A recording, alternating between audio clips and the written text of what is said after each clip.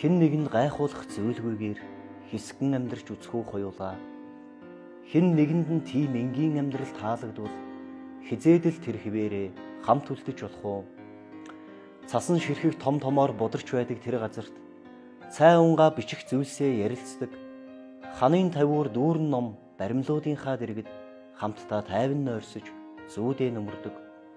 Өдөржин ажиллаад иргэн ирэхэд минь үүдэн дээрээ нэмсэглэн ухтаад мөрөн дээрх цасыг унгаж өгдөг. Жигүүрээ дотроо дэлгэж үтшээр алхахдаа жинтсэн хацрыг нь бээлийгээрээ дулаацуулдаг. Номын минь хэвлэл зориулчи мөнгө хураадаг.